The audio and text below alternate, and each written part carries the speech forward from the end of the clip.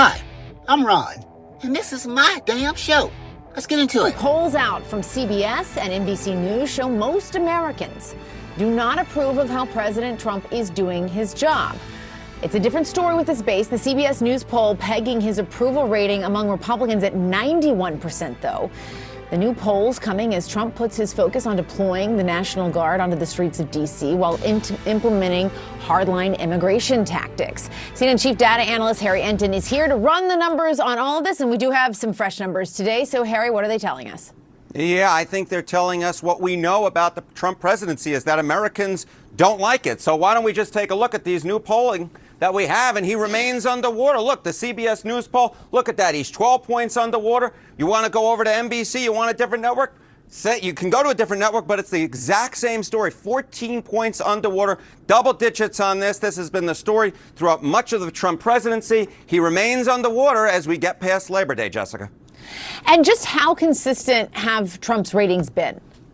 Yeah, okay. So this to me was the fascinating thing because, you know, I come on either every Saturday or Sunday or sometimes like this weekend, both days, and I talk about, Trump's approval rating, he's underwater. I come up with some witty line or some line I think is witty, like he's more underwater than the Little Mermaid or something like that. And I decided to actually look, okay, how long has this dude been underwater? All right, so let's take a look at it. All right, negative net approval rating for Trump every single day in my aggregate polls since March 12th. Since March 12th, in terms of number of days, 180 days in a row he has been underwater. That is basically half a year. You know, the NFL season started this week. You basically have to go back to the end of the last NFL season to find a day in which Trump was above water. The bottom line is he has been swimming with the fishes for a very long period of time, Jessica. And what groups has he lost ground with? Okay, so, you know, we're talking about the fact that he was last positive. You got to go back before March 12th. So what has changed? What has changed since February, which was the last full month in which he was above ground? Well, take a look here. Trump's net approval rating among age 18 to 29. We're looking at the CBS News poll, but it holds true in the average as well. He was +2 back in late February. Look at where he is now. My God, that is a 32-point drop since the beginning of this year. How about Hispanics? He was at -6, a little bit underwater, but not too bad. But look at where he is now, -34 points. What is that? That's a 28-point drop since February. These, of course, were two groups that he exceeded expectations with back in the 2024 election, did much better than the traditional Republican has this century. But now these groups have absolutely moved away from him, and he is way underwater, 30 points and 34 points underwater. Those two groups have moved away from him in tremendous fashion, and it goes a long way in explaining why his overall approval rating, his net approval rating, has fallen through the floor and been negative for such a long period of time, Jessica. And what issues does he do well with? Okay, so there are a few things that I think that are so important to figure out here. Okay, so we're talking about groups, right? Is there any place where Donald Trump does well with? Well, let's talk about issues first. Okay, Trump's net approval rating. I got crime, immigration, foreign policy, the economy, trade. There's a whole slew of red, and this isn't Republican red. This is negative red, Jessica Dean. -2 points, -3 points, -12 points, -14 points, -17 points. On all the key issues of the day, he is underwater, Jessica. No wonder you can't survive in a presidency having a positive net approval rating when you're underwater on all of these different issues. And, of course, crime and immigration were two of his best issues, and now he's underwater on all of them. And then, of course, the economy, which was the reason he was reelected in the first place. This is the one I really circle here. He's 14 points underwater, which basically looks pretty much like those CBS News and NBC News polls, which have him at -12 and -14 points. I'll point out one last little thing. I'm going to jump ahead of question because I just feel like I'm in such a roll, Jessica Dean. I just feel like the energy with me. Don't let us stop you. Thank you very much. So we see all this negative, but the thing that you pointed out at the beginning that I think is so important, what is the one saving grace for Donald Trump right now? And that is the Republican base. What are we talking about here? Well, take a look here. Republicans who approve of Trump. Well, in the CBS News poll back in February, look at this. It was 90%. Look at where it is now. You mentioned it at the top. It's at 91%. As long as this Republican base sticks with him, as long as he's hearing the good news from the conservative talk radio host, as long as he's hearing the good news from the folks out there on the right, he's going to think he has very strong support. So I don't think that Donald Trump is going to do anything differently as long as this 91% holds. And as I said, it's steady as ever, because that's actually a point higher than it was in February, Jessica. All right, Harry Enton, running the numbers as always. Thank you very much. Thank you. And let's bring in CNN senior political commentators David Urban and Van Jones. David is a Republican strategist. Van worked for the Obama administration, and they've both held numerous other positions since then, but that at least gives you a good working idea. David, let's start first with you. Sometimes I have to prompt you with a whole question, but Harry just went through a lot of data. What did you think about all that? Yeah, listen, so Harry's great at that. And what he didn't tell you, though, and what Harry would admit to, is that Donald Trump's ceiling, ever since he's been a candidate, has been 44%. That's the number in that YouGov poll that just came out this morning. The CBS YouGov poll is at 44%. By the way, that's up 2% since the last poll in July. And so he's consistently polled that 44% approval rating. And so, you know, that's kind of where he was at when he won the election in 24. It's where he's been at consistently. And as Harry points out, he's up a percentage point with Republicans. And so I don't think that, you know, that Rome is burning here. I think that Trump is continuing to do what he did. He's delivering on the messages that on the immigration and cracking down on crime that won him the election in 24, and he's being rewarded among the base for it. What do you think, Van? Well, look, I think that if I were Republicans, I'd be worried about that Latin number. They scared the living bejeebers out of us in November when you saw this stampede of brown voters rushing to Donald Trump. We said, holy crap. And that was the whole ball game. And then you got a bunch of young people as well.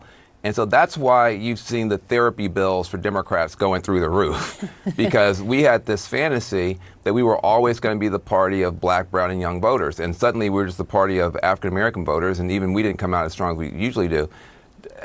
Trump could have kept all that if he had done what he said he was going to do on immigration. He said he was going to go after the bad folks. And listen, I live in Los Angeles. There's some people who need to get the heck out of this country. But they're not nannies. They're not people who work, you know, who stand around the Home Depot trying to get a day laborer job.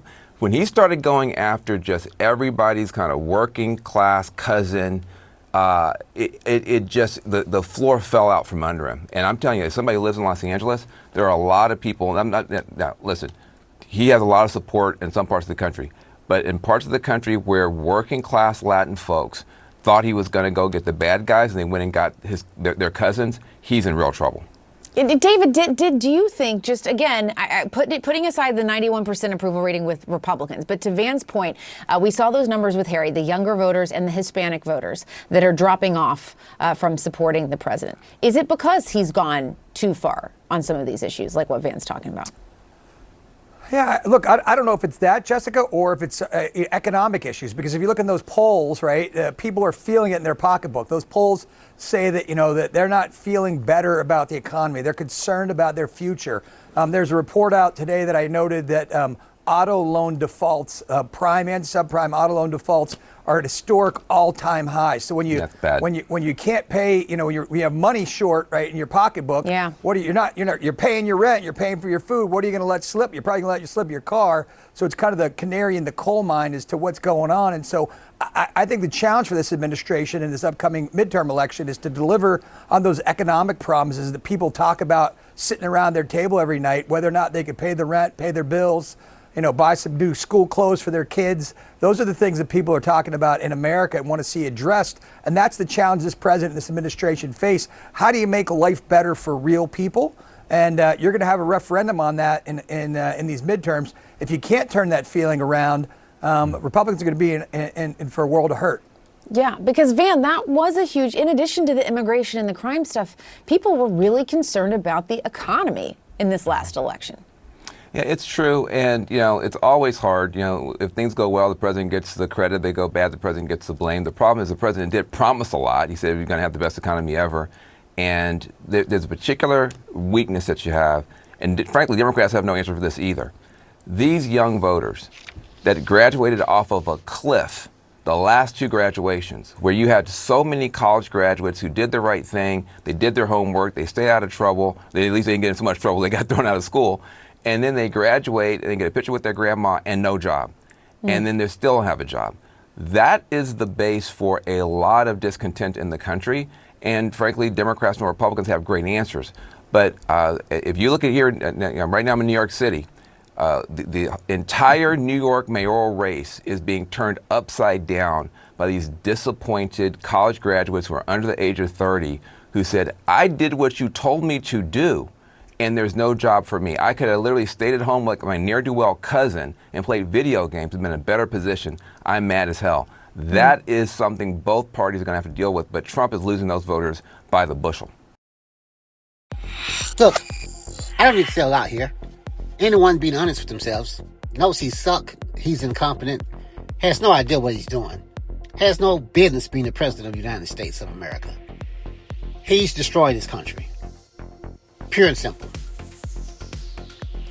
And, I mean, it's obvious. And these fools who got tricked into voting for this horrible man, this horrible administration of incompetent people all up and down the administration. From the Department of Defense to the Housing Department, all of it. CDC, all of it. It's ridiculous. But those 91% of Republicans, oh, they will never. I mean, he could take the farms. He could take someone in their family, ship them off somewhere.